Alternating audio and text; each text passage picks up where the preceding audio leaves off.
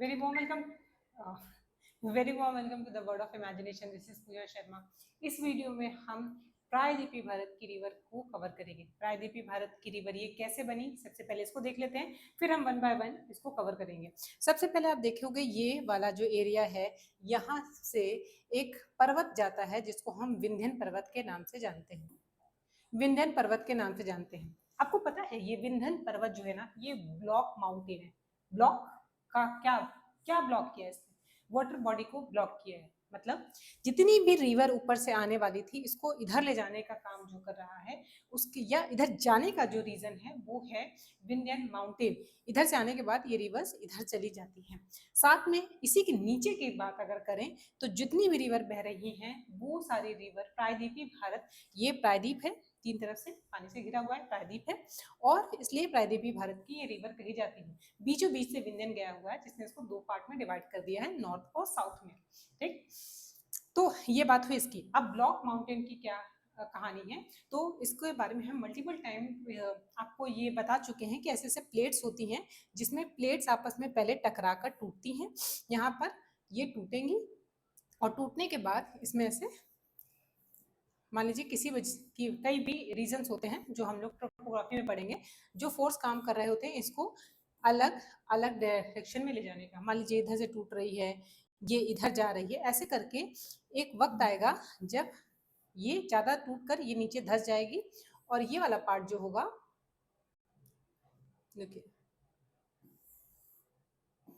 ये पार्ट जो होगा वो धस का मान लीजिए नीचे बैठ गया, नीचे बैठो, ये पार्ट के नीचे धस गया, नीचे जमीन नहीं है, खिसकने के बाद जहां वो गई उसके पास जमीन नहीं थी, और ये पार्ट अगर ऐसे बैठ गया ये, तो कुछ आपको लगता नहीं कुछ ऐसा स्ट्रक्चर बन जाएगा. एक पार्ट ऊपर उठा हुआ है और एक पार्ट ऐसा. इसने ब्लॉकेज क्रिएट कर दिया कि जो रिवर आधी इधर आ रही होंगी तो इधर चली जाएंगी और इधर से रिवर आ रही होगी तो इधर चली जाएंगी. इसी को हम ब्लॉक माउंटेन कहते हैं. इसके सिवा भी यहाँ पर और एरिया है, जैसे कि आप यहाँ पे देखोगे ये विंध्यन है, विंध्यन के बाद एक घाटी दिखाई देगी, पहाड़ है, पहाड़ की घाटी से ये भ्रंश घाटी से बना हुआ है. ये भ्रंश मतलब टूट कर ये जो बनी हुई है, यही प्रोसेस से उससे बना हुआ है. यहाँ से नर्मदा निकलती है, फिर ये कहीं से टूटा होगा, जिस पहाड़ की बात कर रहे थे ऐसे ऐसे क्रिएट हुआ है, तो इसका नाम हम लोगों ने विंध्यन रख दिया. और इधर वाला जो था इसका नाम हम लोगों ने सतपुरा रख दिया. ये सतपुरा हो गया. बीच से घाटी जा रही है जहाँ से नर्मदा रिवर निकलेगी और इधर की घाटी से ताप्ती रिवर निकलेगी. ये सब हम आगे करेंगे. अभी हम प्रायद्वीपीय भारत के बारे में इतनी चीजें जान कर चुके हैं. अब इस प्रायद्वीपीय भारत में वन बाय वन हम रिवर करेंगे. इसमें दामोदर से स्टार्ट है, लेकिन हम शुरुआत करेंगे गोदावरी से.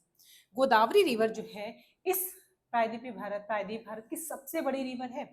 पूरे इंडिया की बात करेंगे तो सेकंड लार्जेस्ट है, और सिर्फ इसकी बात करेंगे तो ये फर्स्ट सेकंड प्लेस पर आएगी, सबसे बड़ी कहलाएगी ये. इसलिए प्रायद्वीपीय भारत की इसको सबसे बड़ी रिवर बोला जाता है. इसके बारे में हम क्या देखने वाले थे, ये है महानदी. महानदी हम बाद में करेंगे, पहले हम गोदावरी कवर करेंगे. यह प्रायद्वीपीय भारत की सबसे बड़ी तथा भारत में गंगा नदी के बाद दूसरी सबसे बड़ी है. ये तो सभी को पता है कि सबसे बड़ी गंगा है, उसके बाद ये सेकंड नंबर पे आती है. इसके विशाल आकार के कारण इसे वृद्ध गंगा भी कहते हैं. इसका अपवाह क्षेत्र महाराष्ट्र, मध्य प्रदेश, छत्तीसगढ़ और तेलंगाना वाले एरिया में है. कहाँ पे? ये महाराष्ट्र, फिर एमपी वाले एरिया, यहाँ पे एमपी पड़ता है, महाराष्ट्र, मध्य प्रदेश और छत्तीसगढ़, ये छत्तीसगढ़ वाला एरिया जो नीचे जाता है छत्तीसगढ़, और उसके बाद तेलंगाना, तेलंगाना का ये भी. देखिए मैंने आपसे एक चीज बोला था, इसमें लिखा अफवाह क्षेत्र. अफवाह क्षेत्र का मतलब ये मत समझिएगा कि जहाँ से सिर्फ रिवर होकर गुजर रही है वो उसका अफवाह क्षेत्र है, बल्कि उस रिवर से आने वाली मिलने वाली सारी ट्रिब्यूटरीज जिस एरिया को कवर कर रही होती है वो कलेक्टिवली मिलाकर इसको क्या बोलते हैं, अफवाह क्षेत्र बोलते हैं. एक अकलौती रिवर तो है नहीं, जितनी रिवर आके से मिल रहे हैं वो भी तो इसी का ही पार्ट है. दैट इज वाई इसको बेसिन एरिया या अफवाह क्षेत्र बोलते हैं. तो इन सब चीजों को ये लेके कवर करती है. कुछ रिवर यहाँ से आएंगे, कुछ रिवर्स को यहाँ से मिल जाएंगी. इसके बाद आप देखोगे ये एग्जैक्टली ये रिवर वहीं से गुजरी हुई नहीं है. इसका मतलब ये है कि और भी रिवर जो आके मिल रही हैं उनके एरिया को कवर कर रहा है क्षेत्र.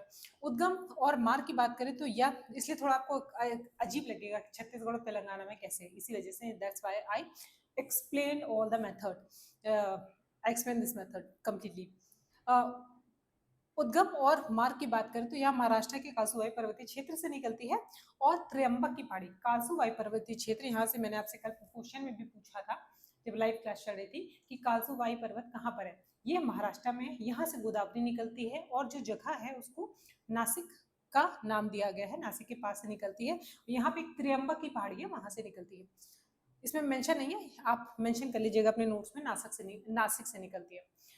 इसके बाद महाराष्ट्र, तेलंगाना, आंध्र प्रदेश, पुदुचेरी से होकर बहते हुए बंगाल की खाड़ी में ये एंटर कर जाती है। सहायक नदी की बात करूं तो बाएं तट की, अब इसमें देख रहे हो यहाँ पे आपको दिखेगा कि महाराष्ट्र से जाएगी, फिर तेलंगाना वाले एरिया से जाएगी, फिर आंध्र प्रदेश और पुदुचेरी, लेकिन अफवाह क्षेत्र में ये सब ऐड हो रहा था। सहायक नदियों की बात करें तो बाएं तट से इसकी दुधना, प्रवरहिता, प्रवरहिता नहीं है, प्राणहिता नाम है इसका, प्रवरहिता, मिलते जुलते शब्द आपको हर जगह देखने को मिलेंगे। इंद्रावती और सबरी इसकी जो ज्वाइन करती है वो बाएं हाथ से, लेफ्ट हैंड साइड से। अब ये इधर जा रही है तो इसका लेफ्ट इधर होगा और राइट इधर होगा। तो कौन कौन सी मिलेगी? दुधना, प्राणहिता और इंद्रावती और सबरी। याद रखिएगा ये जो प्राणहिता है ये बहुत इंपॉर्टेंट ट्रिब्यूटरी है, ये आप एग्जाम में भी देख सकते हो। इसके साथ ही आपसे ये पूछेगा कि ये बनती किससे है, तो वेन गंगा, पेन गंगा, वर्धा, ये 3 रिवर आके बनती मिलती है, तब ये कलेक्टिवली प्राणहिता कहलाती है और फाइनली ये जाके गोदावरी में मिल जाती है। इसके बाद दाहिने तट की बात करें तो मूला, प्रवरा, मंजरा, मनेर, किनार सनी, ये सब इसकी राइट हैंड से ज्वाइन करने वाली नदियां। परियोजना की बात करें तो ये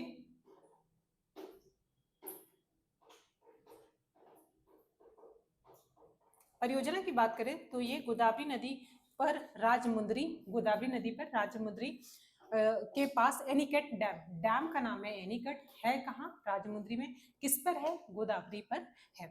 इसकी सहायक नदी वेन गंगा, अभी हमने बताया प्राणहिता जो होती है वो 3 ऑलरेडी रिवर से बनी होती है, जो कि फाइनली गोदावरी की ट्रिब्यूटरी बनती है।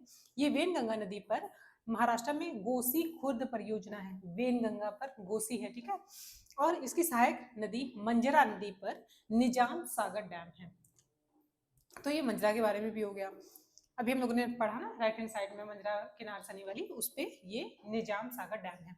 कृष्णा नदी की तरफ चलते हैं। अब ये इसके बाद ये कृष्णा नदी है, ये कर्नाटक, ये निकलती है कुर्ग जिले से, नहीं सॉरी, महाबलेश्वर से निकलती है। ये भी प्रायद्वीपीय भारत की सबसे बड़ी तथा भारत की बड़ी, दूसरी सबसे बड़ी है। भाई मुझे लगा कैसे, प्रायद्वीपीय भारत की सबसे बड़ी गोदावरी और सेकंड कौन सी हो गई? कृष्णा हो गई। और पूरे भारत की बात करें तो सबसे बड़ी गंगा हो गई, फिर गोदावरी हो गई और उसके बाद आ जाएगी कृष्णा, तीसरी सबसे बड़ी नदी है। और उद्गम और मार्ग या महाराष्ट्र में महाबलेश्वर की चोटी के निकट से निकलती है और इसके बाद महाराष्ट्र, कर्नाटक, तेलंगाना, आंध्र प्रदेश में होकर बहती है, से प्रवाह होकर डेल्टा बनाते हुए बंगाल की खाड़ी में गिर जाती है। सहायक नदियां कौन सी है? दाहिने तट पर कोयना, कोयना वरना है, वेना नहीं है, कोयना, वरना, पंचगंगा, दूधगंगा, घाट प्रभा, माल प्रभा, ये सब इसको ज्वाइन करती है दाहिने साइड से। दाहिने साइड मतलब इस तरफ नीचे। फिर से लाइट चली गई, आज बड़ी लाइट जा रही है, पता नहीं क्या दिक्कत है। उसके बाद आप देखते हो राइट हैंड साइड से भीमा, डिड्डी, मूसी जो है इसकी सहायक नदियां हैं जो लेफ्ट हैंड साइड से है। अब देखिए मैं अभी यहाँ पर रुककर बता देती हूँ, अगर आपको इतने सारे नाम याद करने में दिक्कत होती है तो इसके लिए आपके लिए एक सेपरेट प्लेलिस्ट बनी हुई है जिसमें हम लोगों ने जिसने स्पेसिफिकली मैंने पूरी इस हम लोग के लिए नहीं कर रही हूँ। तो उसमें आपको पूरी सारी उस प्लेलिस्ट में आपको सारी जितने भी मैप सेक्शन हैं और बाकी सब्जेक्ट्स जो भी हैं वो सब, मैं अभी talking about the Indian geography की प्लेलिस्ट है जिसमें आपको मेंटल टेक्निक के थ्रू चीज़ें मिल जाएंगी, उससे आप ये सारी चीज़ें एक ही क्लिक में याद कर सकते हो। जस्ट क्लिक का इमेज एंड आपको पूरी मोती की तरह पिरोई हुई एक माला मिल जाएगी। इसके बाद हम बात करते हैं दाहिने तट की सहायक नदियां, कोयना, ये हो गई। अब जब संबंधित जलाशय और बांध की बात करें तो कोयना नगर कोयना नदी पर है, तुंगभद्रा जलाशय तुंगभद्रा नदी पर है। अब तुंगभद्रा, तो तुंगभद्रा पे पूछेगा नहीं, ये पूछ सकता है आपको कि तुंगभद्रा जलाशय जो है किसके ट्रिब्यूटरी पर है, तो आपको बताना है कृष्णा नदी की। नागार्जुन सागर की बात करें तो कृष्णा नदी पर है। नागार्जुन सागर और कृष्ण भगवान ने नृत्य किया था नाग पर बैठकर, तो इससे तो ये सभी को याद ही रहता है। इसके बाद आप देखते हो हुसैन सागर मूसी नदी पर है, और वेनी विलास सागर जो है वो वेन नदी पर है। कावेरी नदी, अब इसके बाद आप कावेरी नदी को देखोगे।